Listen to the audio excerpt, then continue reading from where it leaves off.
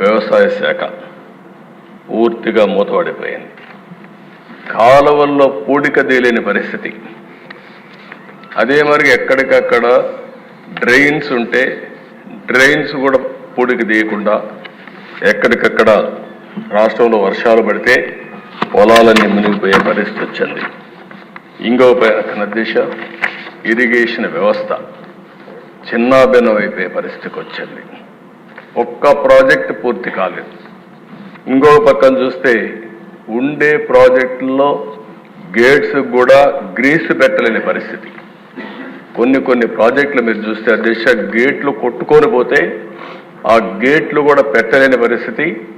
ఆ గేట్లు పెట్టడానికి అయ్యే డబ్బులు కూడా ఇవ్వలేని దుస్థితి.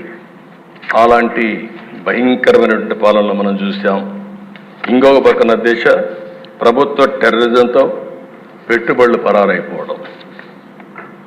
నాకు అమర్ రాజా ఇండస్ట్రీస్ ఒకప్పుడు దేశ ఏదైతే అమర్ రాజా పెట్టారో వాళ్ళంతా ఒకటి ఆలోచించారు. చిత్తూరు జిల్లా మేము మా జిల్లాలో ఇండస్ట్రీ పెట్టాలని ఇండస్ట్రీ అతను పెడితే అతన్ని ఎన్ని విధాల ఇబ్బందులు పెట్టాలని ఇబ్బందులు పెట్టి ఇప్పుడు పెట్టుబడులు వేరే రాష్ట్రానికి పోయే పరిస్థితి వచ్చింది. అంటే సొంత రాష్ట్రంలో పుట్టిన పారిశ్రామికవేత్త కూడా పెట్టుబడి పెట్టలేని పరిస్థితి, పెట్టినా కాపాడుకోలేని పరిస్థితి వచ్చిందంటే అది ఆనాటి దుస్థితి.